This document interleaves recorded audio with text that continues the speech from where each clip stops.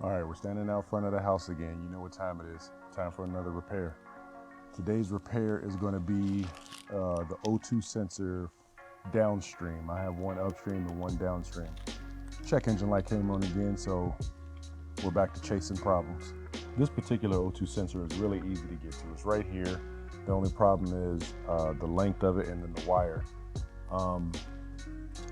I find the easiest way to take off an O2 sensor is to use my impact right there. But the only problem with that is if you want to take it off, you're actually going to have to cut the O2 sensor probably like a third of the way so the socket gets over and hits the nut, which it's worth it to me. So I'm going to have to get my grinder and go ahead and try and cut a little bit of this off.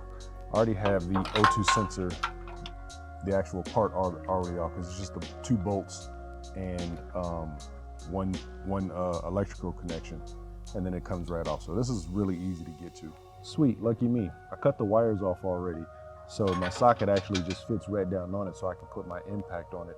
So I'll just go ahead and hit it real quick. Usually I would heat this up, which I might do just for the sake of it because it does just make it easier, but I'm gonna hit it one time with my impact to see if it'll come off. If it doesn't come off, then I'll go get the butane torch and we'll heat it up. You've got to love that impact wrench. I hit it one time and that thing came right out. Anybody that has done O2 sensors before know that these things are notorious for getting stuck. So all I gotta do is put the new one back in, connect the wiring over here. Literally a 5-minute replacement. I like to show you guys these repairs just to show you exactly what it takes to do it. Now, aside from a mechanic having the proper tool set to do it, I don't know where some of these prices come from. Don't get me wrong, you get paid for your skill, you get paid for you not knowing and them knowing, having the education to do so, but just in case you want to forego all of that, you can skip all of that, these crazy prices that they give us, and do things like this yourself. It's really not that hard.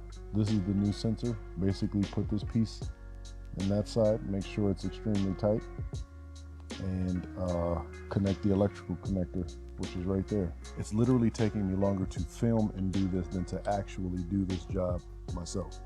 A good tool to have, because you can't cut these particular wires off because this is the new one, is a crescent wrench.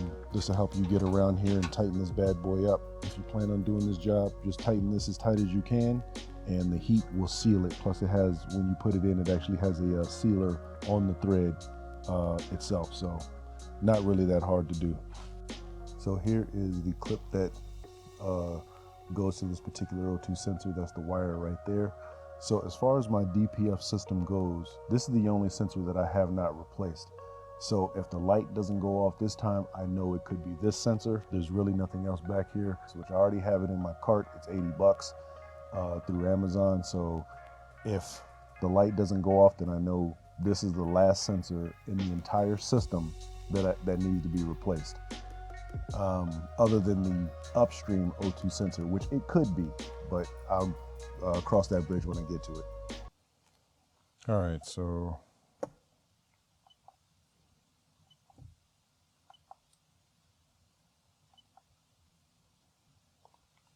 wait for this thing to communicate. We'll check the engine, read the code, read current codes,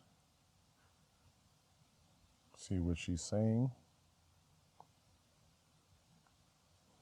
All right, so that's what I was getting before.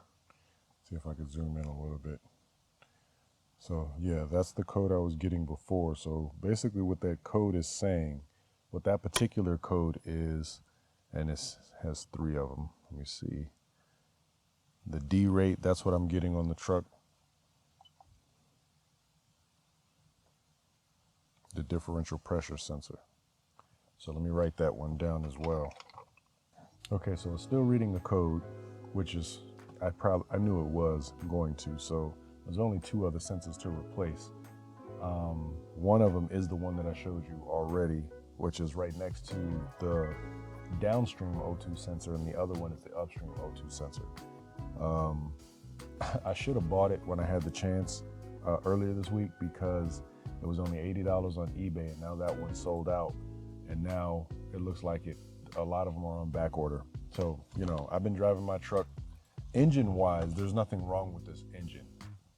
That's all the electronics that they put on these trucks that make them smarter when really these are big dumb engines that just go. There's a device that you can order and put together that kind of defeats the D-rate part of this for the time being. In the FMCSA, they kind of know about it.